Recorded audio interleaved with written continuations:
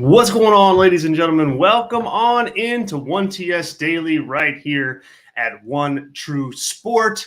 I'm your host, Zack Heydorn. I can't even get the intro right today. It's Friday, July 5th. I guess I'm still in holiday land from the 4th of July. My bad on the production here to start the show. But I'm pumped to be here, and glad you are here with me as well. I know we had to shift the time backwards an hour this show because of holiday travel on my end. Was a little bit delayed, unfortunately, but I am here. We've got a heck of a weekend and a ton to talk about as far as pro wrestling goes and the news of the day, the news of the weekend. I promised preview shows galore and previews galore, and that's exactly what we're going to do right here on 1TS Daily.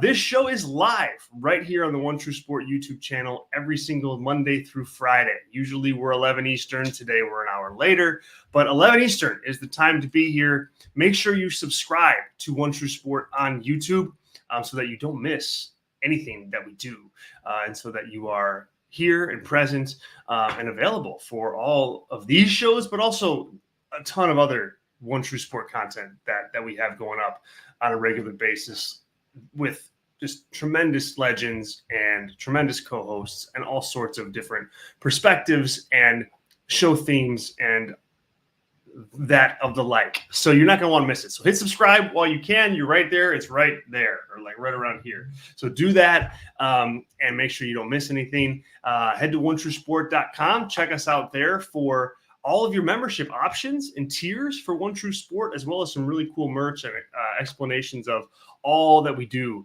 and One True Sport to cover this fantastic professional wrestling business. It's onetruesport.com. You can check out more of my work at my shop, Brass Ring Media. It's a little bit of a longer form take on covering professional wrestling, but we're on YouTube. Check us out, Brass Ring Media YouTube. We're live every day of the week as well. You can also check out our work on Substack, where we've got our written content, columns, show reviews, feature stories, interviews, and other things of that nature there. So that's at Brass Ring Media. Please give us a subscription, hit subscribe, and check it out. You don't want to miss it. As for today, I've got the live chat open and people are filing in as we speak. Also, we've got super chats available and open as well if you're able to make a contribution that way. I certainly would appreciate it, and it helps One True Sport. It helps 1TS Daily. It helps us continue to grow and keep us doing what we're doing.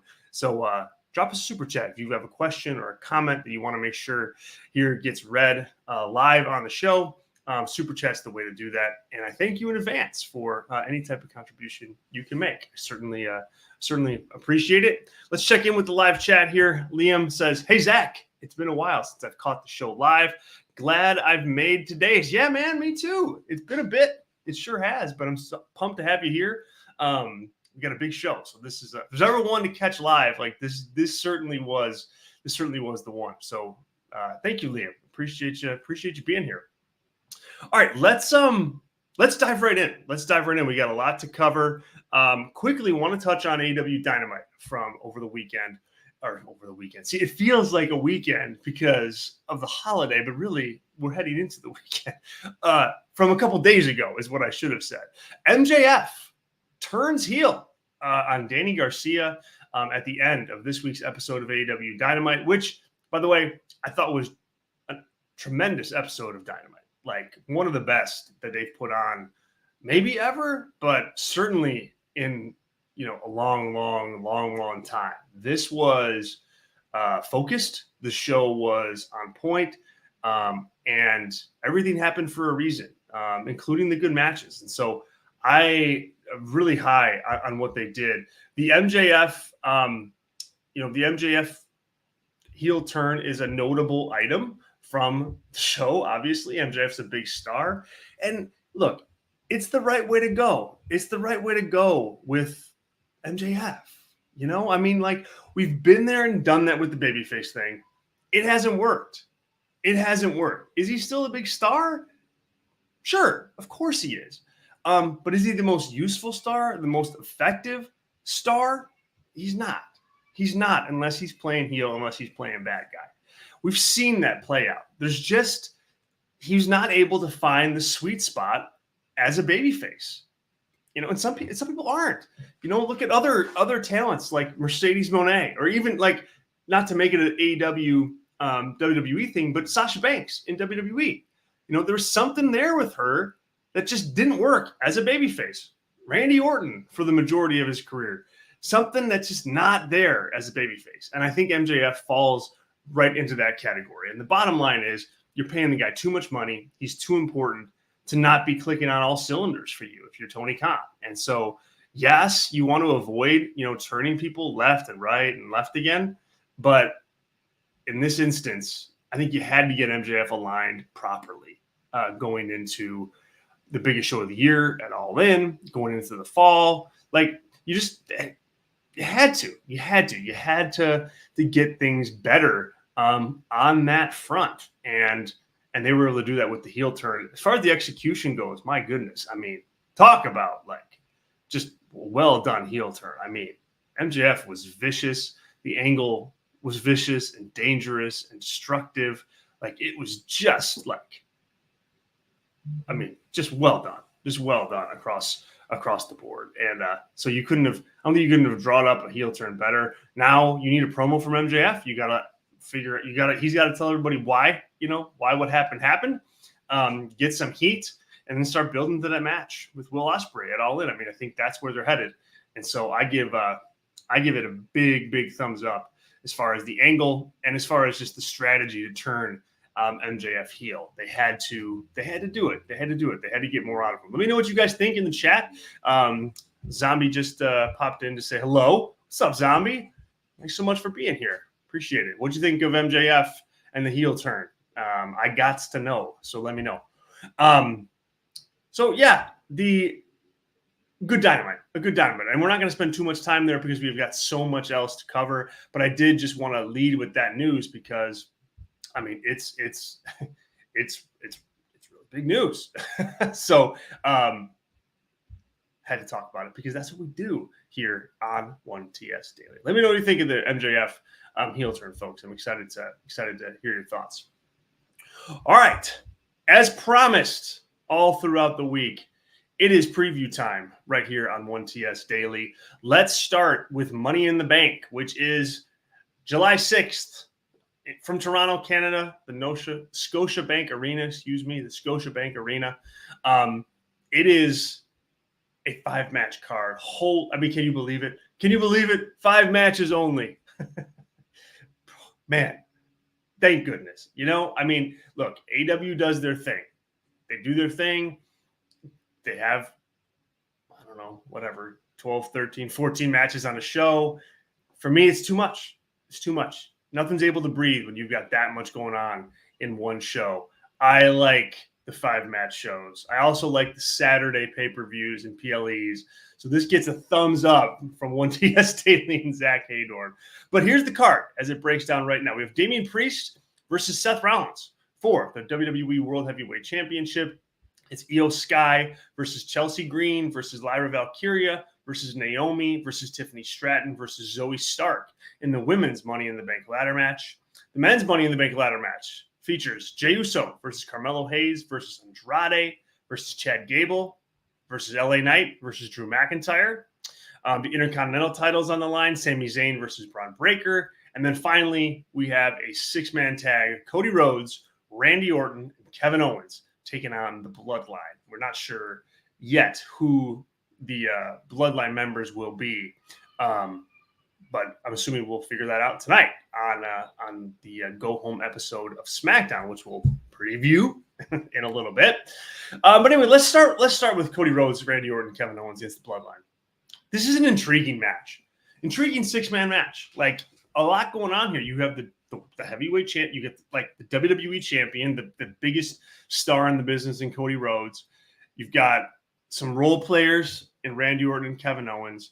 And then you got the Bloodline. And boy, coming out of that angle last week with Paul Heyman, when we talked about it on this show earlier in the week, I mean, man, they are just cooking with gas with this storyline, and for that reason, you're going with the bloodline here, regardless of who the trio is that is going to make up the bloodline team, whether it's Solo Sikoa, Tama Tonga, and Jacob Fatu, or Sikoa, Tama Tonga, and Tonga Loa. Like any of the combinations, it doesn't matter. It really doesn't matter. This match, because of where they're headed in the summer, which is and into the fall too, which is, this group, this new bloodline against Cody Rhodes, like Cody Rhodes, that's going to be a thing. And then eventually Roman Reigns is going to come back and they're going to set, the bloodline up against him. And either way, in both of those scenarios, you need a bloodline, a new bloodline that's really hot and threatening and credible. And a really good way to do that is to have them win matches exactly like this one with a lot of consequence in terms of story, but not a lot of consequence in terms of, you really have to protect Randy or Kevin, right? Or maybe even put Solo Sikoa over Cody Rhodes in this match so that Solo gets a ton of momentum leading to a potential match at SummerSlam. And it makes sense to have because he's pinned Cody Rhodes. So that makes sense too. But there's no titles on the line. None of that. You can just do the finish that you want to do and make the heel faction that you're working really hard to build super, super strong. And that is where we're at with this. So in predicting what's going to happen, it's bloodline all the way. And I venture to guess it's going to be Solo Sikoa pinning. Man, I can go back and forth. But I'll say Cody Rhodes. I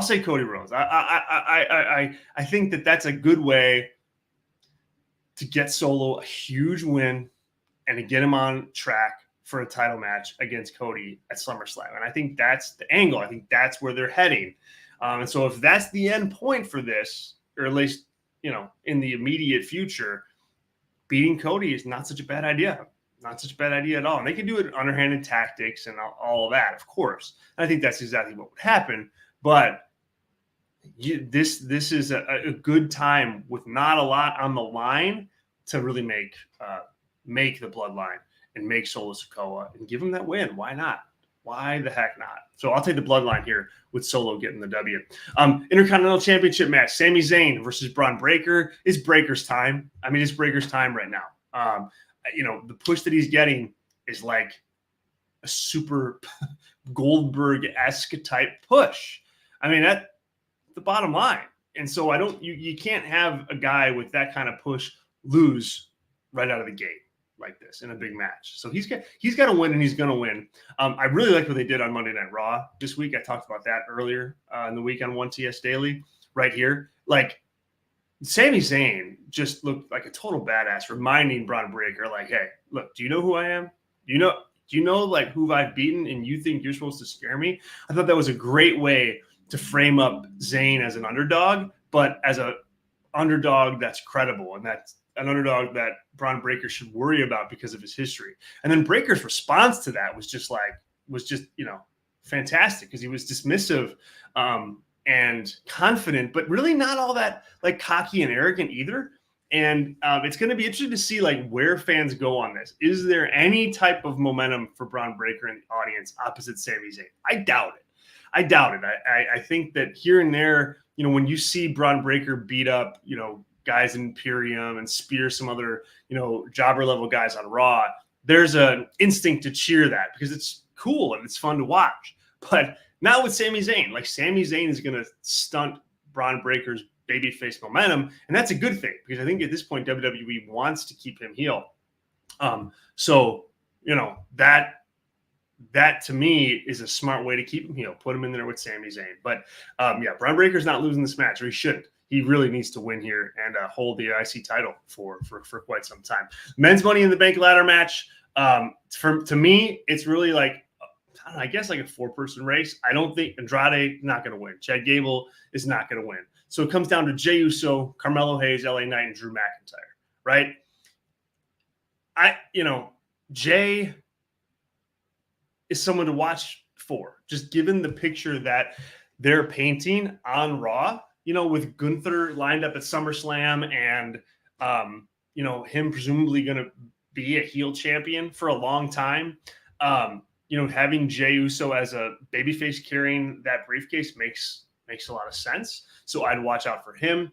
LA Knight, you want to keep him hot, except that he's got a thing going with Logan Paul. Like, I think they're going to do LA Knight versus Logan Paul at SummerSlam. So, holding the Money in the Bank in that instance when the U.S. title is going to be on the line doesn't make a lot of sense. So let's chop him out.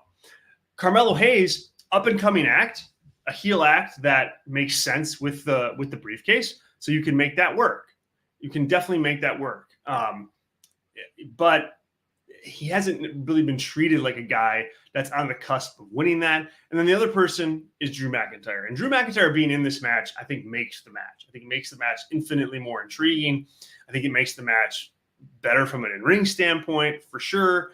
And, you can definitely see an avenue to him winning here. But the CM Punk match at SummerSlam looms.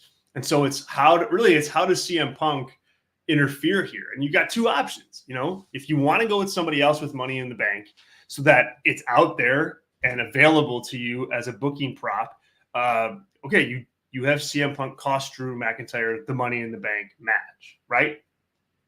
That way, Punk costs him the opportunity to be champion, someone else gets to win the briefcase, and everybody moves on their separate ways. The other way to do it is if you don't want Money in the Bank floating around, which is a thing. If you've got other plans for the championships and you don't want to have to worry about, okay, what am I going to do with this Money in the Bank gimmick? Like, all right, then you can go this way, which is Drew McIntyre wins the Money in the Bank match, tries to cash in later on in the show during the main event title match, and then CM Punk interferes and costs Drew the title. That way, you don't have to worry about the Money in the Bank briefcase being out there, as far as a booking prop goes. You don't have to worry about it. It's gone. So I think, to me, like, I took Jey Uso on our Wrestling Media preview show. I took Jey Uso. I'm as the week goes on here, I'm pivoting on that pick, and I'm going to go with Drew McIntyre. I'm going to go with Drew McIntyre. I think he wins Money in the Bank, tries to cash in, and then Punk costs him the title. That, to me, is in line with storyline with CM Punk, making sure Drew McIntyre doesn't get any title shots. That's my pick. I think it can go other ways, but that's what I'm taking. Women's Money in the Bank: Io Sky, Chelsea Green, Lyra Valkyria, Naomi, Tiffany Stratton, Zoe Stark. I mean, it's Tiffany Stratton all the way, right? Yeah. Look, you got to give her something big. She needs like a big win, and it doesn't have to be a title because I think it's like too soon for that. And that's why the briefcase is a great prop for her to have. As a heel, number one, it always works better. So she has that going for her. But she can use it at any moment. She can use it at any time. They could hold this with her for a long while, and she stays relevant at or near the top of the card because she's got this briefcase. So if for no other reason that you just want to make sure the audience understands the perception that she's a top star in your company, you go with her here. And it's her moment. And I think Tiffany Stratton is a lock to win the Women's Money in the Bank. And finally, Damian Priest versus Seth Rollins. I've been saying it all week, and I'm not going to change my pick. I think Seth wins here. I think they go with Seth versus Gunther at SummerSlam. There's no problem in hot-shotting the championship that way with Gunther in particular, because he's been kind of waiting in the wings. And Seth versus Gunther is just a bigger match to do than Damian Priest versus Gunther. And I think you saw seeds of dissension in great detail on this week's Monday Night Raw with the Judgment Day and Damian Priest and Finn Balor in particular. I don't think that's an accident. I don't think that's an accident. And I think you can set up, think about it. Like, what does Seth Rollins do at SummerSlam if he isn't the world champion? Right? I mean, there's nobody else for him to really work with on Raw. He could work Finn Balor, I guess, and do a Judgment Day thing, but we've been there. We've done that like plenty of times. But Gunther versus Seth is fresh. And then if you have Judgment Day cost Damian the match here, you've got Damian versus Finn and Damian against Judgment Day, and that's a big match. So you get two big matches if you book it this way. I think Triple H understands that and goes with it, and that's what we see take place at Money in the Bank. Let me know your thoughts, guys. I want to hear, what are your picks? Drop them in the chat. Do you think I'm crazy? Do you think I'm wrong? Discuss. I'll try to put up your thoughts as they come in. All right, let's talk NXT Heatwave. That is Sunday from the Scotiabank Arena in Toronto, Canada. So it's part of WWE's big takeover weekend in Toronto. Here's the card. NXT Championship is on the line. Trick Williams defending against Javon Evans, Shawn Spears, and Ethan Page in a fatal four-way match. We have the NXT North American Championship on the line. Obafemi versus Wes Lee. NXT tag titles are on the line. Nathan Frazier and Axiom against Chase U, the team of Andre Chase and Duke Hudson. The NXT women's titles on the line. Roxanne Perez defending against Lola Vice. Kalani Jordan faces Sol Ruca for the NXT Women's North American Championship. And then on the countdown show, it's Ariana Grace and Carmen Petrovic against JC Jane and Jasmine Nix. So let's start at the top here. I'm not a huge fan of this card.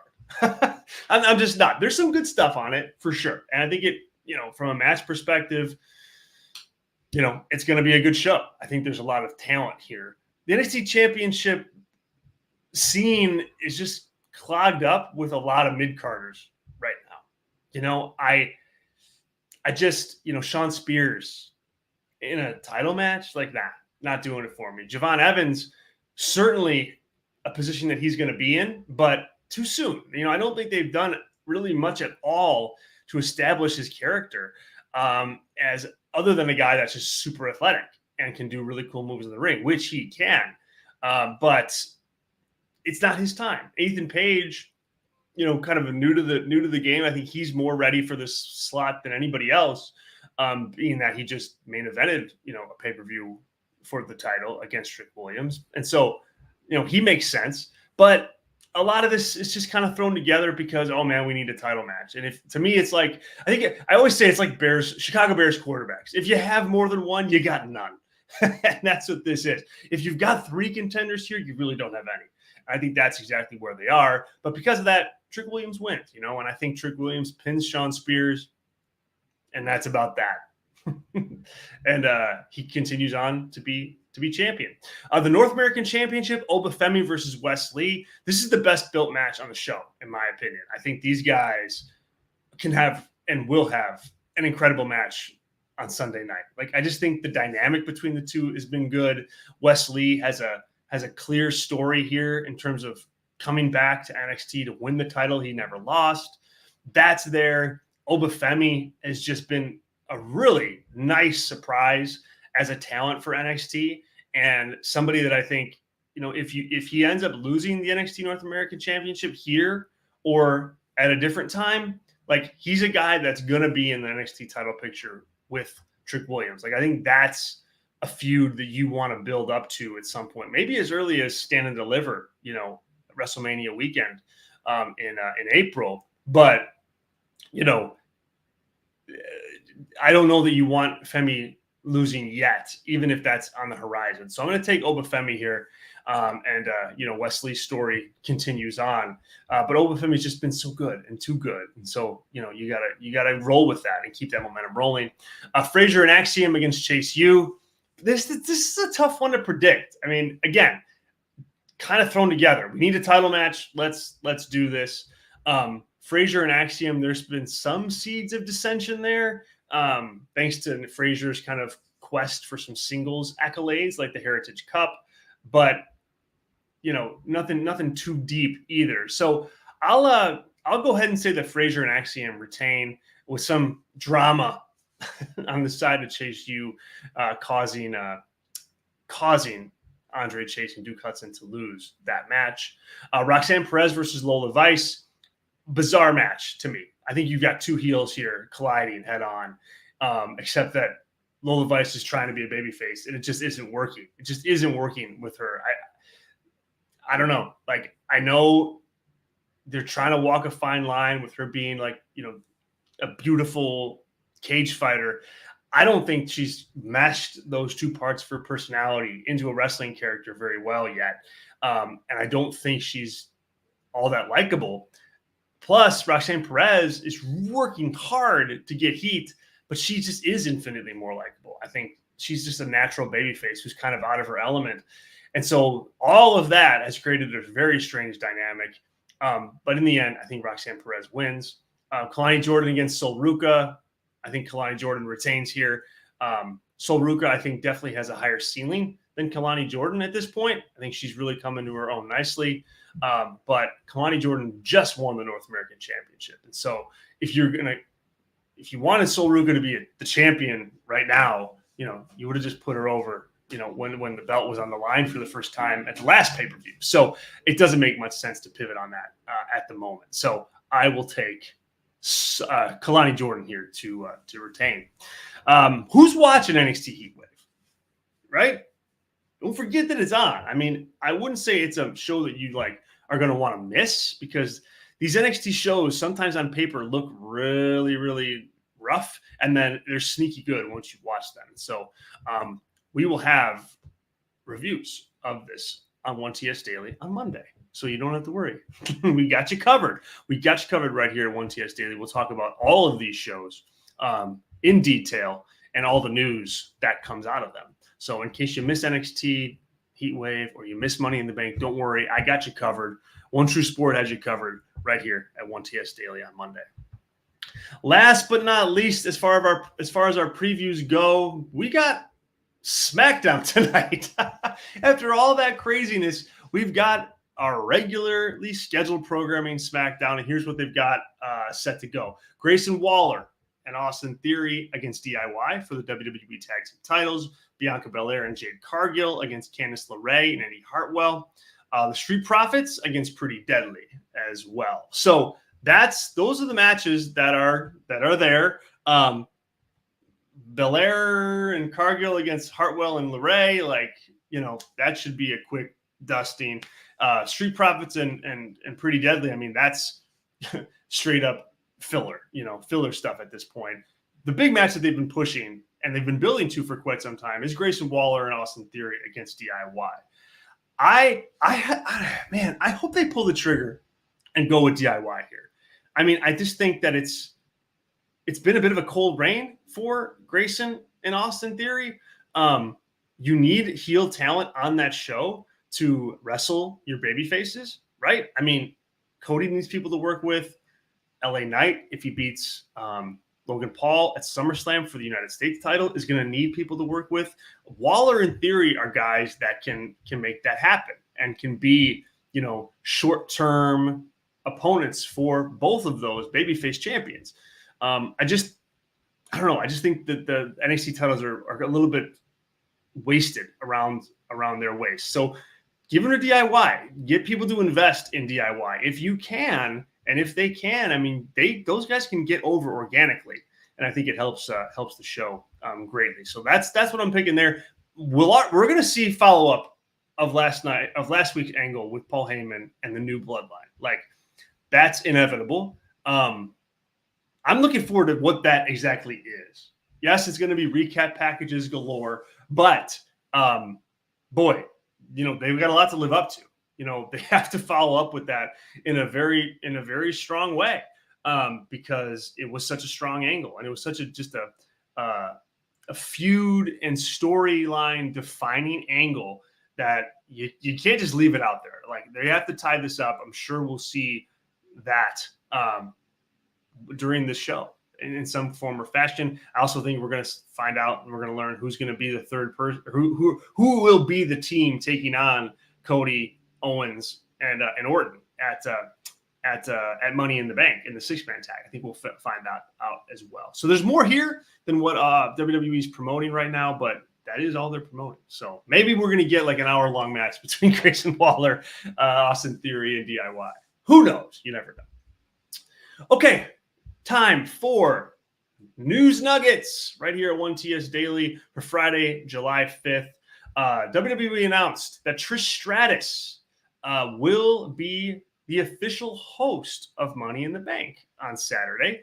Announced, actually, Trish announced this news on her Twitter page with the video. It kind of showed her arriving at the arena and arriving like in Toronto, and she's Canadian. She's from Toronto. This is a big thing for her, and I think it makes total sense. WWE likes doing this stuff.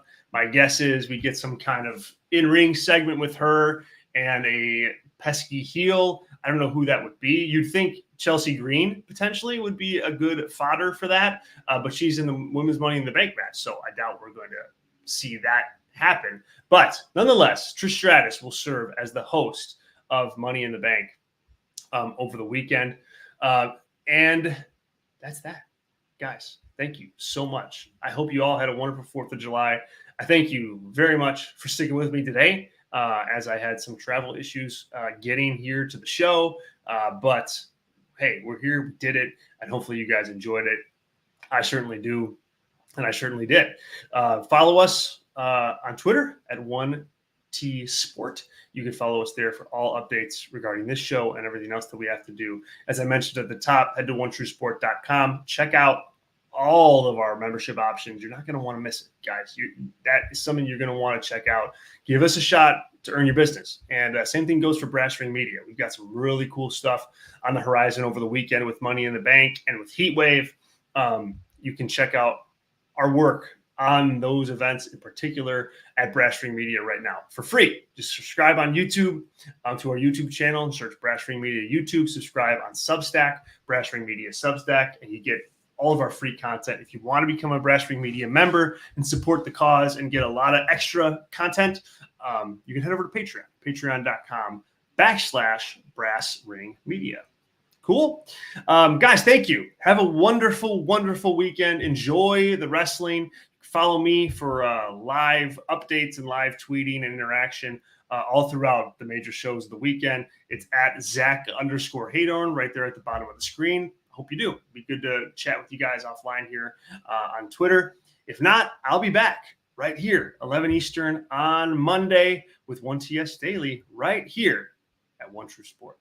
Thanks so much, guys. Have a wonderful weekend once again, and we'll talk to you really, really soon. See ya.